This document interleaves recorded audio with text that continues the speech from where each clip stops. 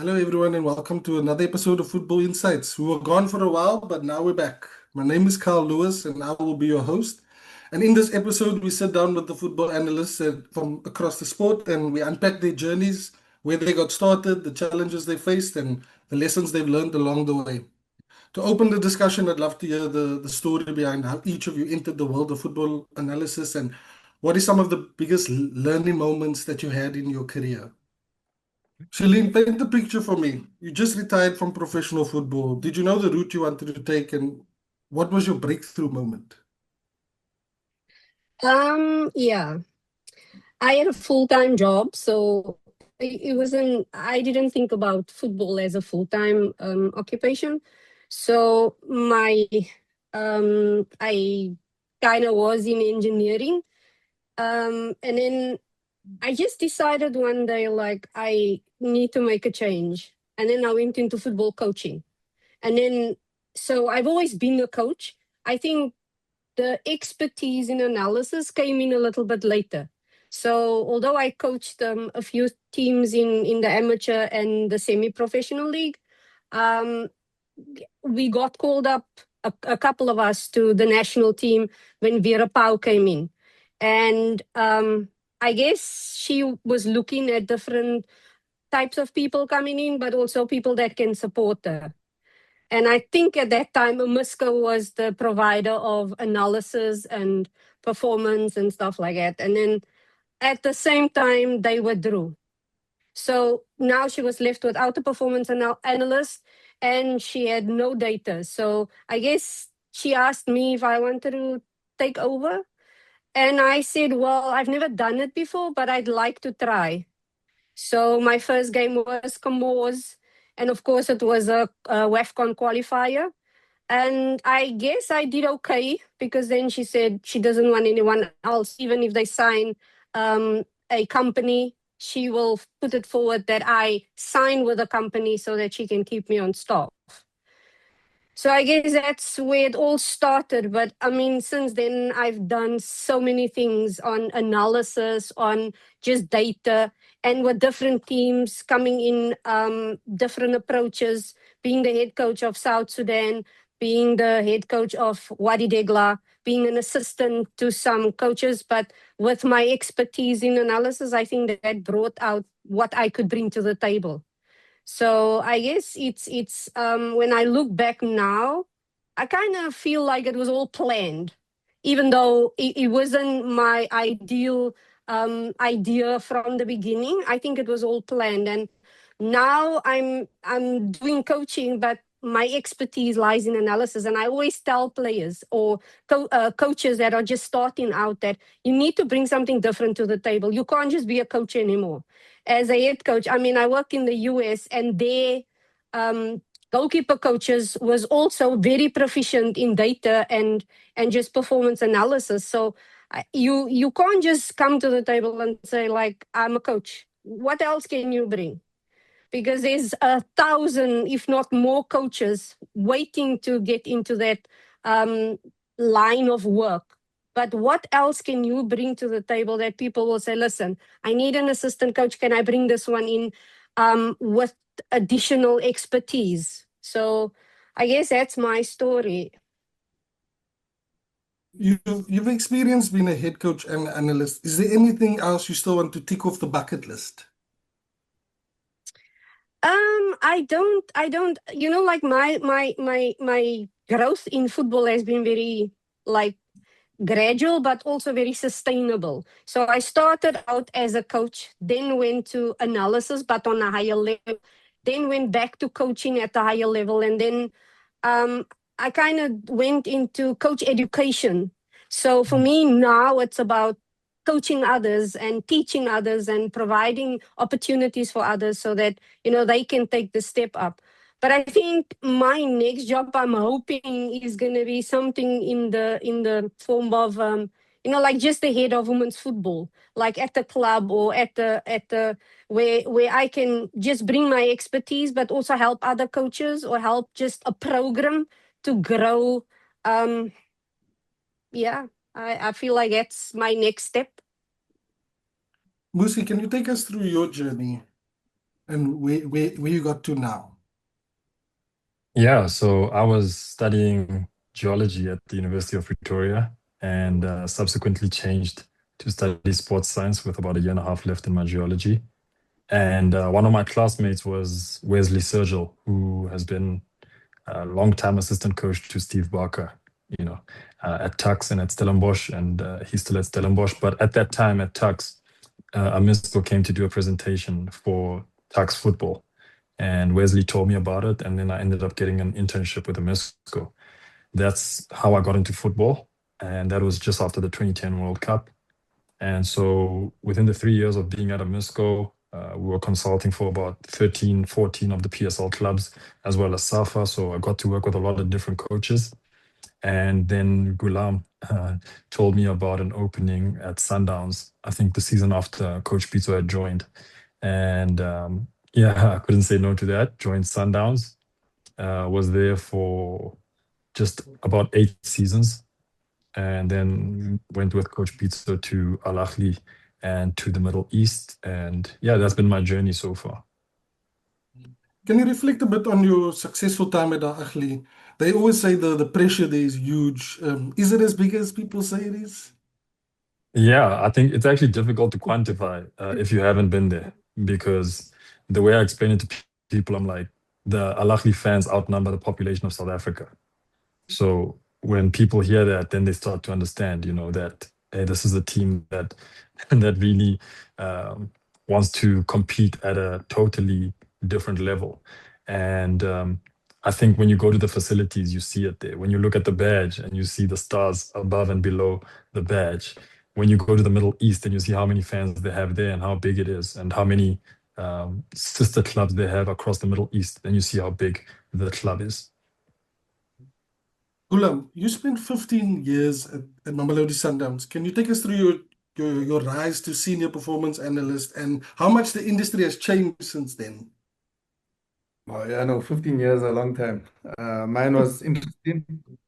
I When I joined Musco before joining Sundowns, I had studied sports management and I had applied for a job at Onsite Consulting.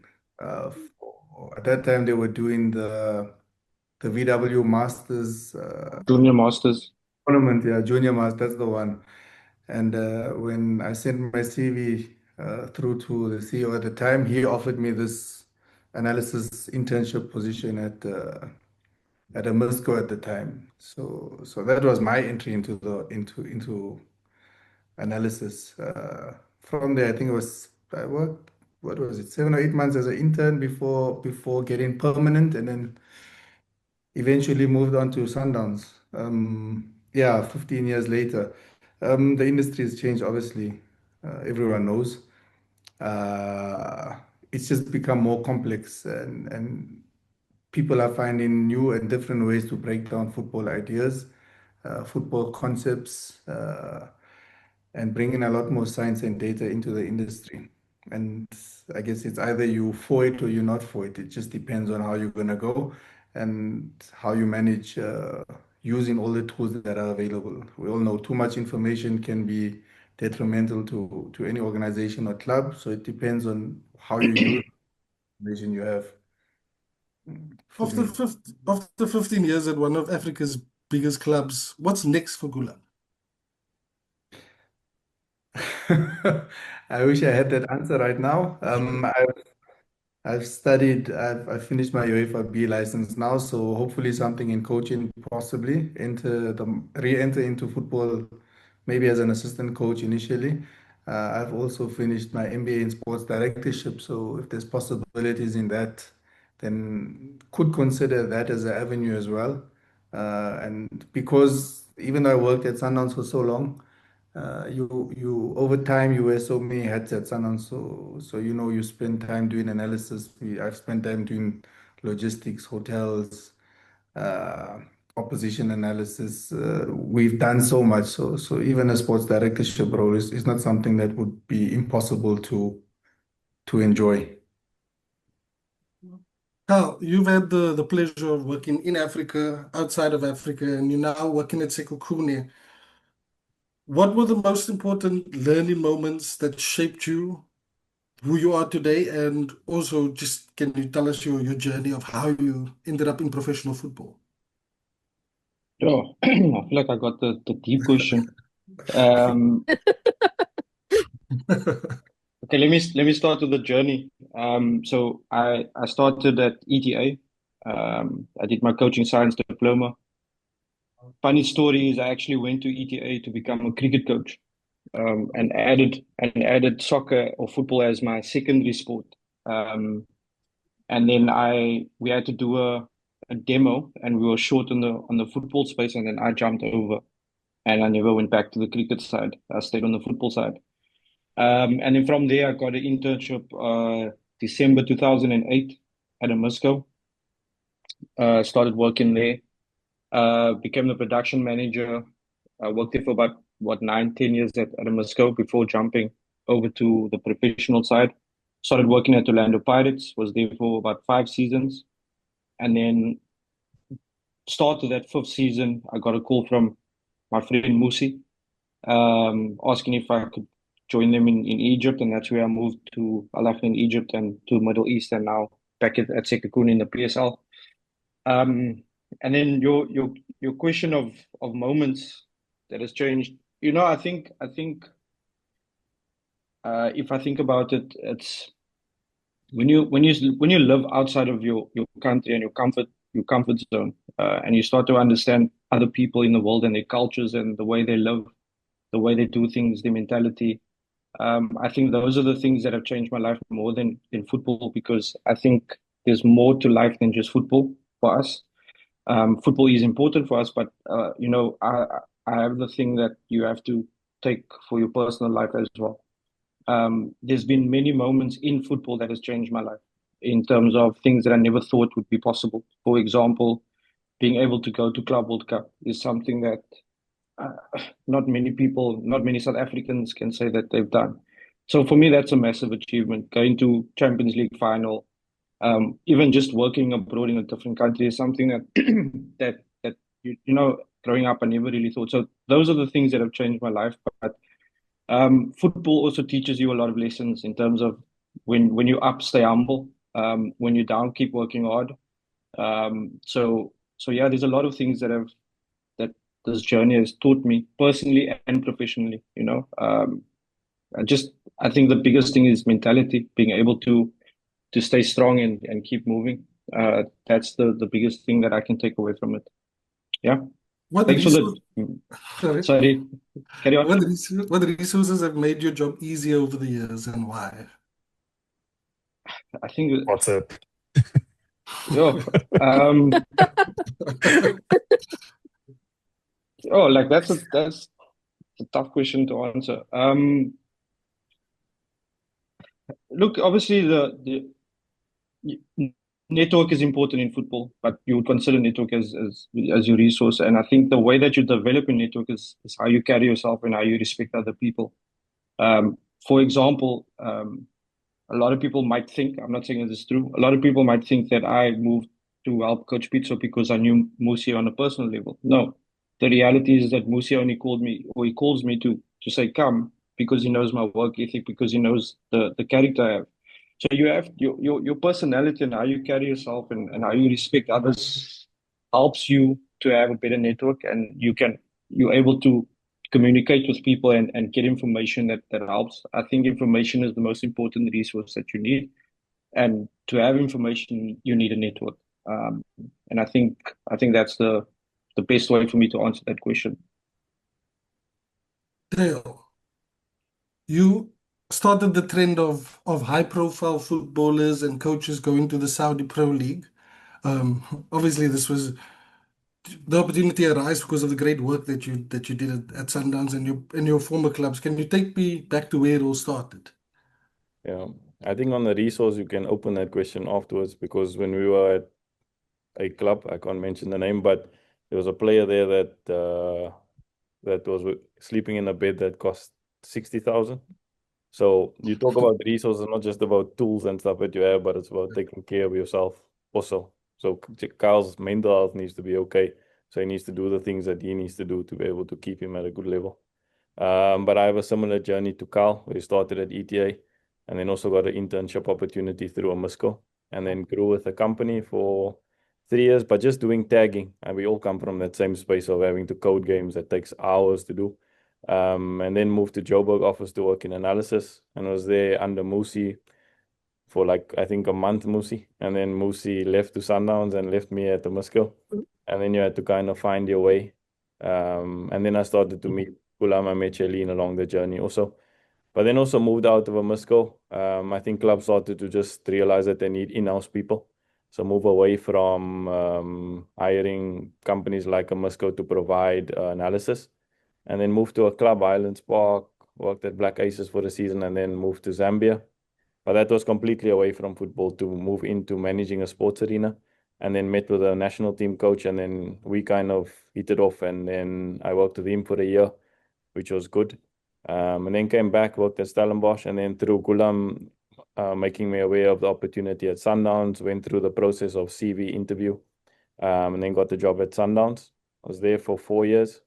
And again, touching on Carl, it's network and opportunity, but in the same breath, there's so many people that say they can help you. And when you get to a point where you want to move on and do something, not everyone can help you.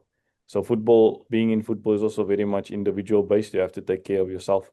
So you have to make sure that, like Carl said, build your own network, build your own following, build your own relationships with people. And through that process, I met a contact that got me in contact with someone else. And then I was able to, again, submit my CV to the right people, go through the interview process, do assignments, and then submit it, and then got selected to be able to go to Saudi. So a long journey. And I said this when I got to Sundowns. It took me 10 years in the industry to get to Sundowns, but Sundowns was never the goal. And now it took me 5 more years to get to Saudi Arabia, but Saudi is not the end goal. What is the end goal, like Gulam? I'm not actually sure, but I'll figure it out soon or in the next few months. I know these days teams have multiple analysts, but I know once you had to do it all by yourself at a certain club. How was that experience? Can ask my manager here in the corner about that. But yeah, that's difficult. It's when you have to play. We played plus 70 games for I think 3 seasons in a row, and that was a nightmare because you're on a flight, off a flight.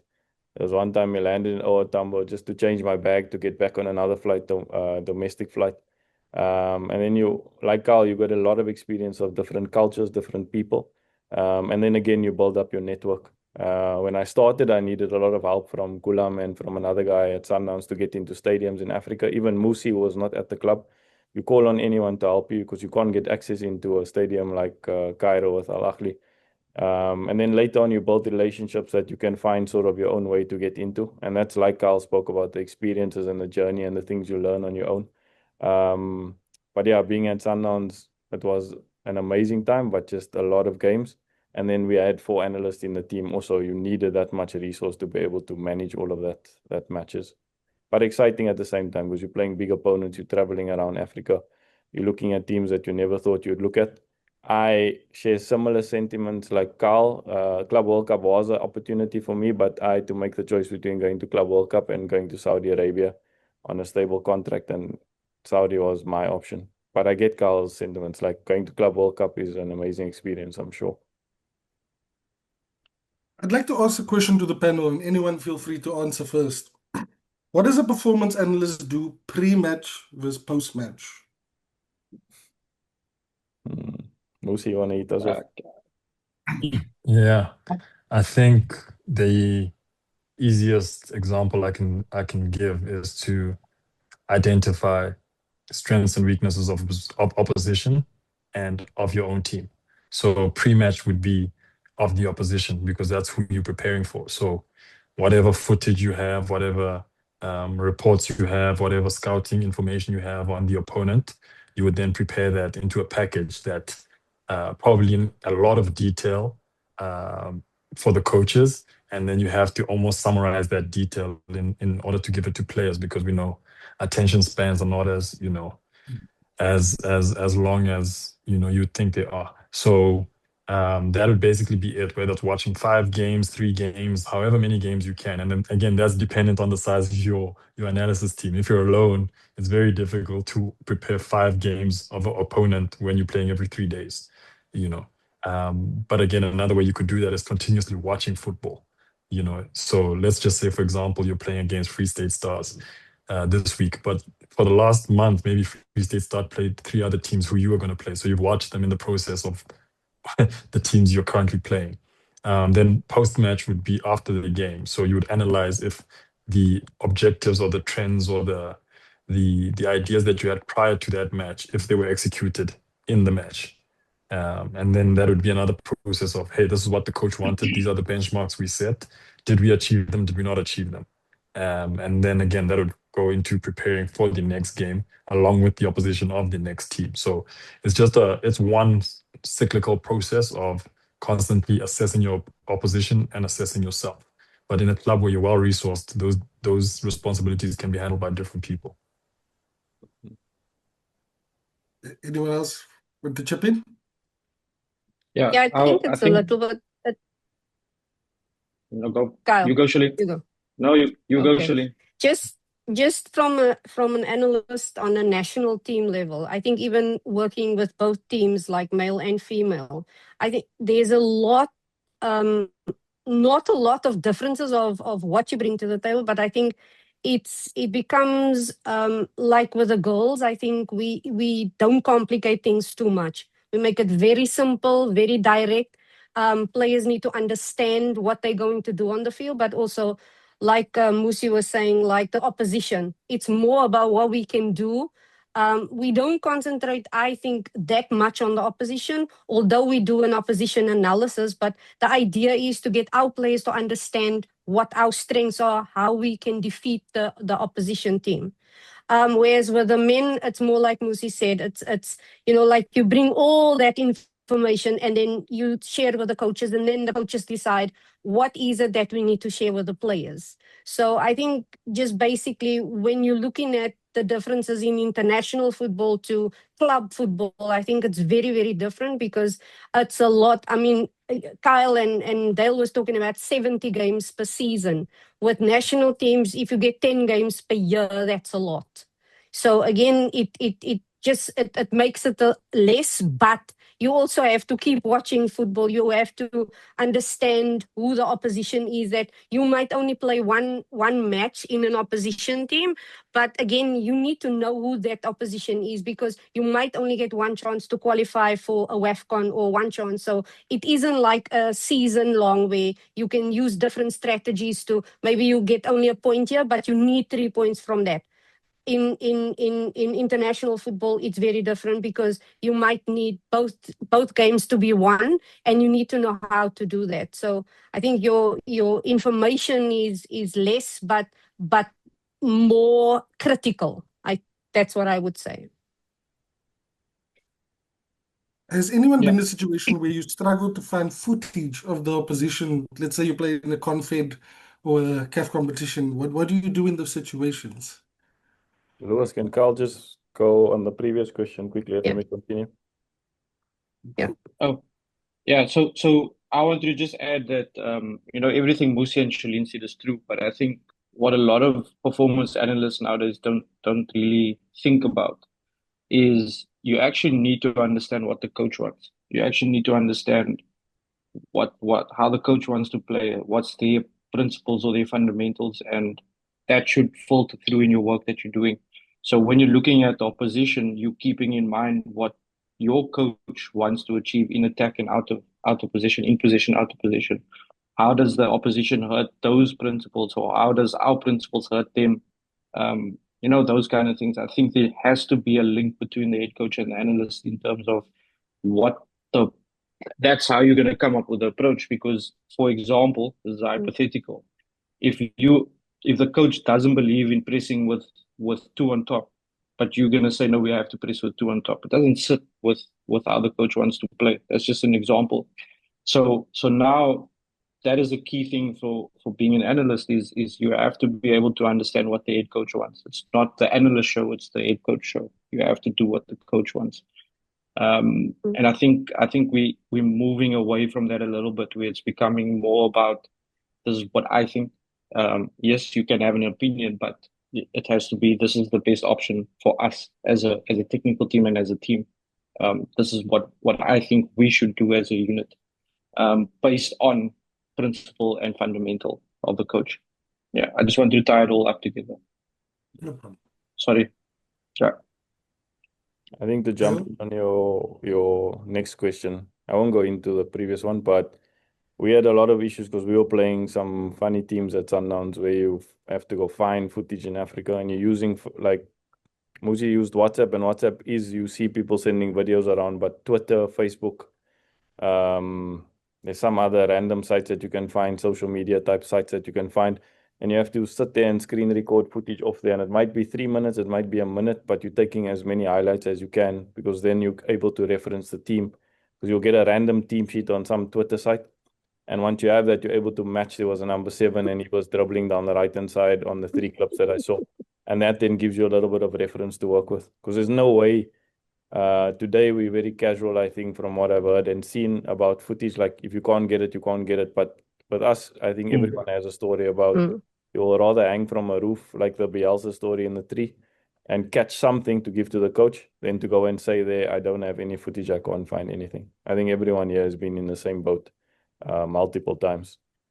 So yeah, it becomes quite a project to source footage. Absolutely. And I think, sorry, Dale, just to cut in there, because the women's football sphere, I mean, you have all these niceties with Y Scout and, you know, like even at the Misco and all of that, but nobody concentrated on the women's game. So if we going, even now, we're going into a WAFCON, but we don't have any footage of some of the teams that have played. So you're going there almost blind, and you gotta almost like hope that that team plays before you play them. Because at the end of the day, it's very difficult to find women's games. I mean, we now at the point where we actually can get, and I watch everything. If it's on Facebook, if I'm there. If it's on YouTube, I'm there. If it's on somebody's personal page where he's screen recording or he's recording and streaming, I'm there, because that's the only way you're getting footage. So I guess that's, as an analyst, like Dale said, you make a plan, you try to get what you can get, and then you need to break it down, even if it's 5 minutes. I mean, I once had, I think 5 minutes of a highlights package that I needed to break down and give to the coach to give us something, that we don't send the players out there going into war with nothing. At least give them something so that they have a little bit of an idea. Yeah. Gulam, but paint the picture for me. You create a report. You say the opposition player 4-3-3. This is their weaknesses. We can expose them. Maybe making underlapping runs because the 8s are lazy. And then on the match day, they play a 3-5-2 for the first time this season. What is there anything you can do in that hour before the game starts, or do you just stick to the plan? He's on mute. Guli, the first thing you can do is go off mute. That's the first thing you should do. Use the Cape Town City game when we broke our record. Sorry, I have to do a payment to someone for a haircut. But anyway, yeah, no, look, I think structurally, for me personally, structurally, and I think with most of the coaches we worked with, structurally, you look at the teams when they come out, and if they change, they change. But when you go into detail about the opponents and you're able to profile the players, the habits and the personalities of the players won't change too much. So if like in your words, you say the 8s are lazy to come back, they won't all of a sudden stop being lazy. And they will still probably be lazy. They may start a little bit better in the initial stages, and then as the game progresses, the general characteristics of the players will come out. And when you're watching the game as analysts, the first 5 or 10 minutes where you're sitting at the top and you're communicating with the bench, or back in the day, we would still wait for halftime. And then you're able to sit down with the coach and have a couple of clips and say, listen, this is where we think we can try and manipulate the structure or take advantage of. And when you are fortunate enough or to play opponents who change structures game to game or match by match, then you have a little bit more detail on what you always anticipate, or what we say predict what the opponents would do. but you are ready and anticipate any sort of changes that could come about. I think that was, if I can jump in there, Cape Town. You remember Cape Town City when we had that last game of the season? We had that invincible season to go all the way Yeah. to the end. And then Cape Town City, they came to play the last game and they got some flu in the camp. And they lost like 3 players due to the flu and changed their formation completely. There's, on Gulam's point, there's only also so much you can do. You can only present so much. If it's never been done, we can't do it. You can't predict that someone will get sick and try to put that into your preparation. But yeah, that Sundowns, whoever plays Sundowns plays out of their skin that day. So that eights might drop back and try and help on that day. But generally, yeah, Gulam's 100% right on that. And you can only give so much information. And football is not a secret. Like, you have played teams that play a 3. It might not be that team, but you've played teams that play a 3-5-2 or a 3-4-3 or a 4-4-2 or a down, whatever the case is. So it's about remembering those experiences and saying, oh, when we played against the back 4 and we were pressing with 2, this is how we were pressing. But when we're playing against the back 5 with 3 center backs, this is how we pressed in these other games. So the memories are still there. The information is still there. It might be a spur of the moment thing where you're like, guys, remember we were supposed to press like this? No, we're going to press like this. Or remember now, our fullbacks, you'll be facing the wing back and not potentially a winger, whatever the case may be. So that information is in your database. It's just about, are you able to access it as quick as possible? You might even get to when you play Champions League. Like, I remember we played AS Vita once with Sundowns, and the team, there was like 9 guys starting who we didn't know. Vita has such a big squad that they played literally different players in each game, and now we're on trying to get Wi-Fi there in DRC to go on transfer market to see who's left back, who's, quick, things like that. And, in 5 minutes, you might get a video and see, oh, that's a center back. And then YouTube has a video of him scoring from a corner kick. And you quickly like, oh, guys, you need to mark this guy.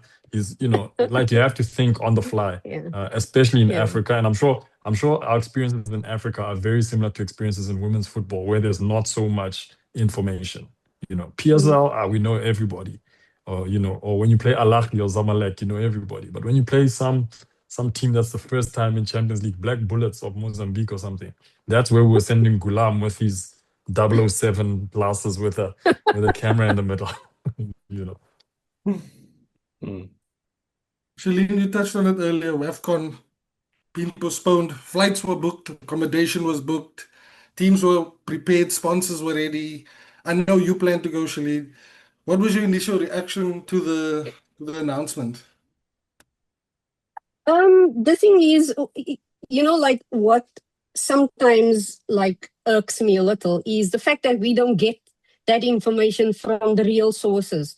I was contacted by someone in the US asking me or telling me that they wanted to come over and now they've asked and they were told that it's postponed. At that time, we didn't even know.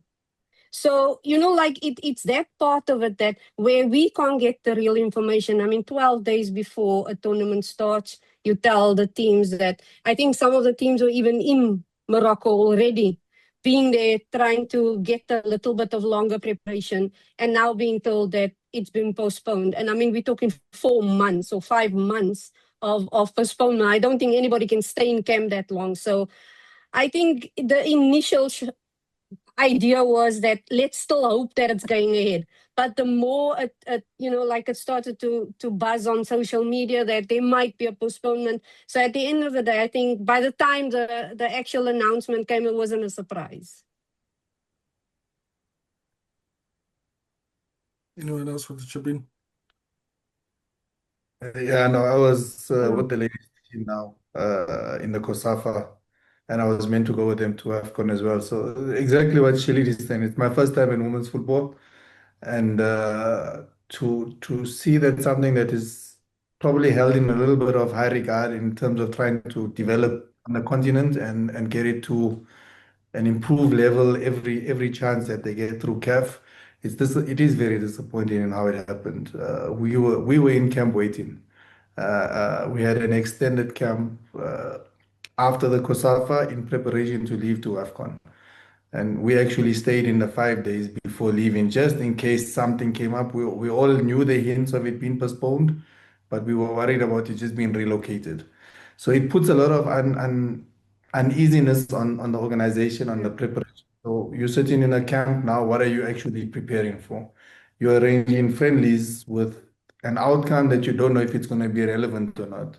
And then now you have a different scenario where you have a camp and you select your squad for WAFCON. It's postponed now to end of July or August. I think that's the dates that they've provisionally given. And maybe your squad that you feel is the strongest, someone's going to pick up an injury, is no longer available. But there's the other side where you get the benefit of reevaluating other players and say those who may not have been ready or may have been out of the system now, for this WAFCON have an opportunity to really work hard and put their names in the hats for the next one. But I think women's football should be given a lot more respect from an organizational perspective, locally and internationally.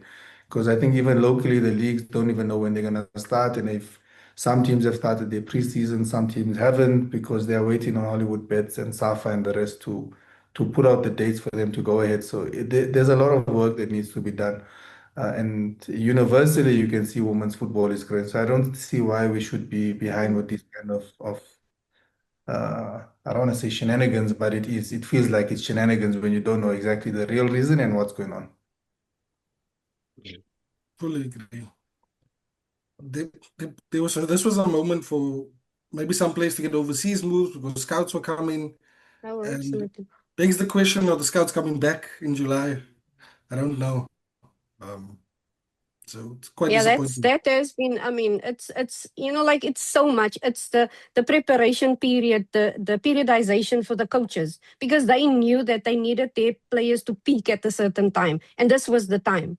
So now you're going into almost a different kind of periodization period, but you also have to think of a lot of the European players, it might be off season for them in July. So again, are you going to get the same quality or the same intensity from the players you got from them now? And mentally, are they going to be okay to, come back and be at that level where they're saying like, we want to win this, we want to, we want to go to the World Cup, but can you bring them back? Can you keep them on that level? And again, it's very difficult to, I mean, I as a coach, I can't imagine what you tell a player when WAFCON has been postponed. And now the other thing is there isn't a FIFA date yet created in August for the WAFCON. So FIFA now still has to do that. If it doesn't happen, what does that mean for the international players? Because if they are with their clubs, do they get released or don't they get released? And then do we only go with local players? We are playing for a World Cup slot. Do we really want to go into a tournament like that? And I'm not saying that the local players is not good enough. I'm just saying that it's at the end of the day, you want to take your best players, and is that going to give you the opportunity to do that? Just a question for the readers. What is periodization? Periodization is when like a coach decides on a yearly plan, on a monthly plan, on a weekly plan, what she's gonna do.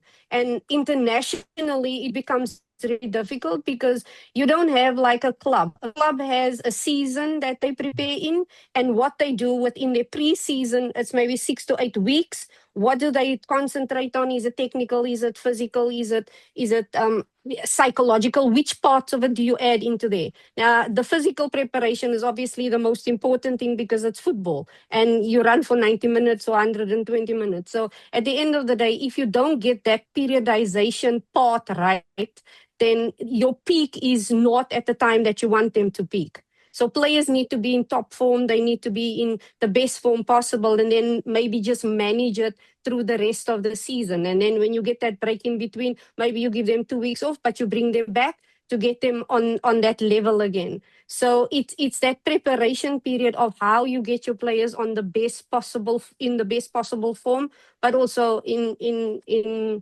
the best possible mental state in order to get the best out of them. So I think that's, for me, what I would explain as periodization. Dale, speaking about the postponements, there's been a lot of political things happening in the Middle East.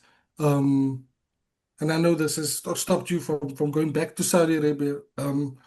How are things there? I think I'm based in a city called Kobar Dammam, which is Aramco, the biggest oil company, is based there as well. And we have a US embassy in that same space that they've apparently said that they're targeting.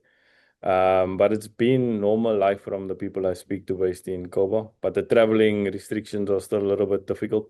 So now they're telling us we have to fly to a different city to drive to another city to be able to get there safely. Not that there is missiles coming across the country that they're aware of, but rather just avoid the airspace that is sort of being targeted.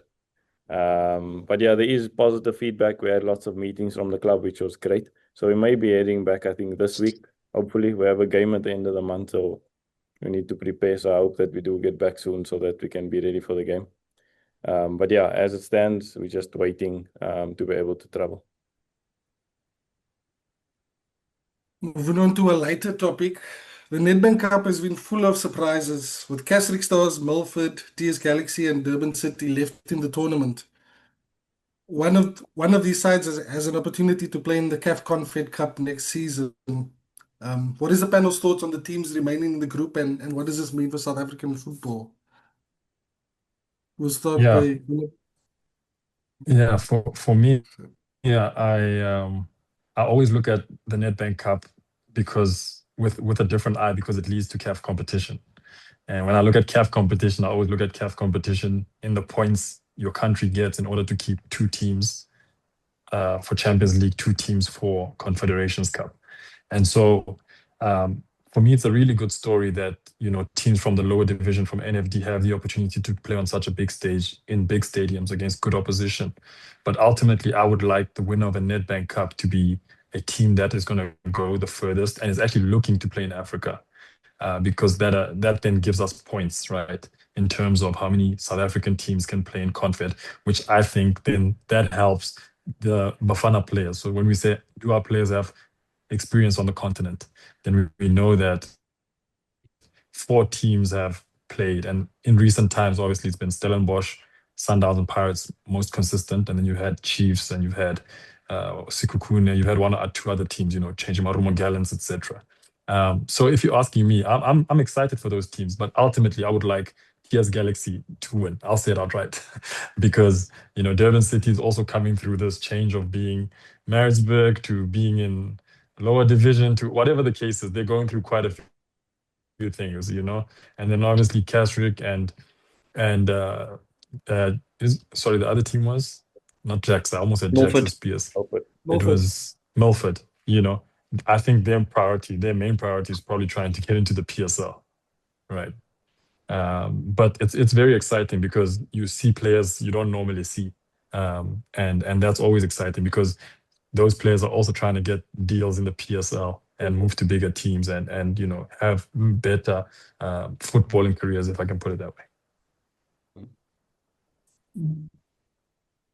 I think, if you look at it from different angles, from a football point, it's good for the lower. We just spoke about women's football now being recognized on a global stage. So it's the same with the Nedbank Cup, giving that same appearance and opportunity. I think the sponsors may not be too happy because ticket sales and viewings and all those things may kill them. But again, it's about football at the end of the day and about opportunity. So that's what Nedbank has brought. Even when they started the team back in the day, they brought that opportunity to the youth to be able to give them a platform to present themselves. So again, I think it aligns with the story of we tried to give youth an opportunity and now we're trying to give other players an opportunity to be recognized. So it's good from a footballing point, but like Musi said, from a country point, it may be not the best situation. And from a sponsorship point and being invested and wanting to stay involved in the tournament, when you're not in your ratings and your viewings and your ticket sales are not as high, it may dampen their mood a little bit. So that covers all 3 of those spaces. anyone want to jump in? Yeah, no, I would just prefer whoever wins the Nedbank Cup seriously wants to compete in CAF. Otherwise, it's just for the Nedbank, like everyone is saying, for Nedbank, it's good. For first division teams, it's good. It could be a second division team that gets the fairy tale story. It's all great, but it needs to be people who understand that winning this thing, winning the Nedbank Cup means ultimately you are going to represent the country at confederation stage. And if you're not willing to, and it's an expensive activity, it's not a cheap activity. So they have to also be prepared for that. And maybe when it's those, maybe Nedbank must give more money to those teams to help them get through this initial stages. I don't know. But you must want to. It's very difficult, the Confederation, probably harder than the Champions League even, because the regions you go to and the matches, the opponents you play don't have the best infrastructure, don't have best facilities. So you really go into that's really the base of war there where you're going to. And you have to go with men. And probably not that they don't have men in the lower divisions, but you have to go with serious character and a good resource to be able to get into and be willing and wanting to get into the group stage. Because it's not just about going to the prelim game and saying we went there and we got knocked out. It's about wanting to get to that group stage game so that you can progress and stay in the group and hopefully go further. Stellenbosch could have done it before and said, you know what, it's too expensive, whatever it is. But they've made sales of players. They've done other business, alternative business that has balanced the books as well. It's obviously a difficult thing to balance because, the clubs that are remaining in the competition, they just focused on winning silverware. They're not necessarily thinking about next season and the ramifications and what comes with winning the trophy. For them, it's just about achieving greatness, writing their name in history. It's an interesting one, Yeah. definitely. In this Nedbank Cup, so far, there was a very interesting moment where during Durban City's 4-3 victory over Chippa United, sorry, 4-3 penalty shootout victory over Chippa United, a brilliant photojournalist by the name of Mazilita captured a photo of Darren Keat holding notes of where each player is going to go in the penalty shootout. Now, what I want to know, with the amount of data that's available now, should coaches start advising players to shoot in their least favorable corner? How do you manage penalty shootouts these days with the amount of data that's available? Sure. I don't know if coaches can advise anyone to kick to their least favorite corner. For me, penalties is in the moment. Do you feel confident enough to kick the penalty? I think that's the first part. When you are giving the information to the goalkeeper, you're giving information that you historically look at you and say, okay, they go more often than not to this side, and this is where they are more likely to go to score. So you're gambling at the end of the day. Sometimes it works, sometimes it doesn't work.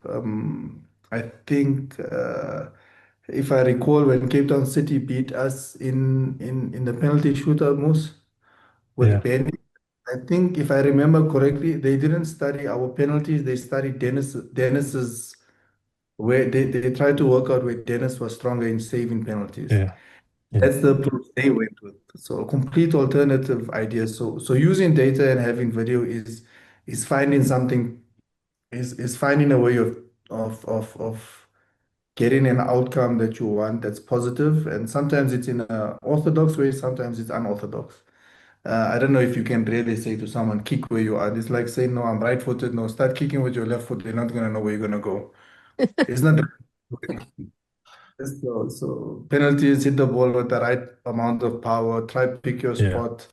Hopefully the goalkeeper doesn't get there, even if he gets right, even if he gets it right. If there was the penalty that from was it Marman yesterday that Maova got his hand to, but it still went in because it had the right amount of power, possibly. So you never. Yeah, if I can just add on that also, it's easy to say, oh yeah, we know that he's gonna go this or go the other side or whatever, right? But if you just picture you being a player on the pitch, you have pressure, you know that this takes you to the next round, all these things. As a human being, what do you naturally do? You go back to what you know, or that's what you should be able to do. It's easier said than done. So do you want to take that comfort away from the player as well in that situation to say you're not allowed to go in the way that you normally go in the opposite way? Um, that adds more stress. It adds more tension within that moment. And in those moments, you want to try and make the player feel most calm. So even if the goalkeeper knows Carl Solomon goes to the left all the time, it's up to me to make sure that I believe that if I go left, I'm going in the space, the technique is right, everything is right, game with power. It's you have to go back to that space of being comfortable and being calm. Telling a player to change direction, it's just going to add more stress. And I agree with Gulam. You can't do that. It's not. I don't think it's not that it's impossible, but I don't think it's possible to do. It's going to make things worse. That's just my opinion. Yeah. I can give you an example. With Ahly, we were playing in the Super Cup against Raja, and the Super Cup happened just after AFCON. Sorry, the Arab Cup happened. So we had players who were at the Arab Cup, who then just came like straight from the Arab Cup to come play the Super Cup. And the Arab Cup went to penalties, and we had players who scored for the national team. And then when we got to the penalties against Raja, some of those players who scored for Egypt did not want to take a penalty for Ahly, right? And our last penalty, or our second last penalty, actually, the guy stood and didn't move. He said he's going to take a penalty. He didn't move. So another player who wasn't supposed to take a penalty just walked, took the penalty, and scored.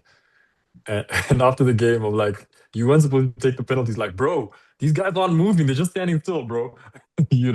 So again, now the keeper that guy was never meant to take a penalty. So the keeper might not be prepared for that. But again, we played cheaper with Sundowns. We went to penalties.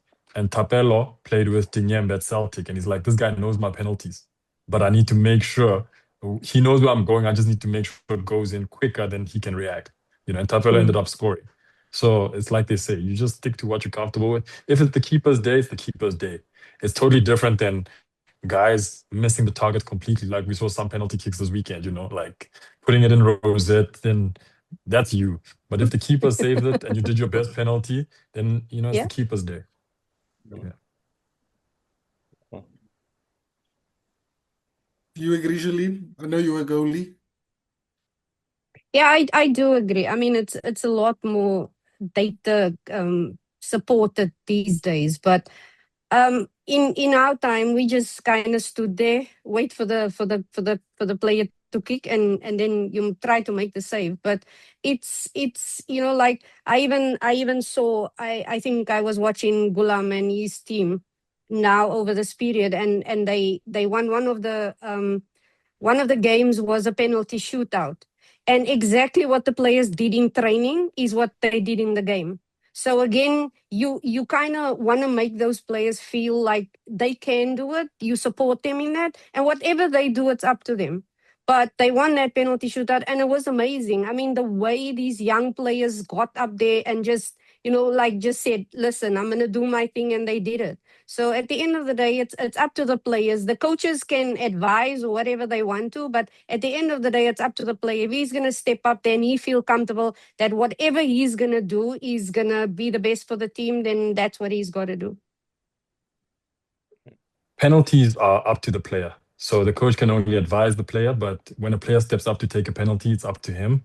I think we remember an infamous penalty a few months ago of a player trying to chip the goalkeeper, and the team ended up losing the game. So in that regard, I think the players just have to prepare as best as possible and back themselves to score the penalty that they're comfortable with. That's all from us today. Thanks for listening, and we'll be back next time to break down the trends, the tactics, and the stats that really matter.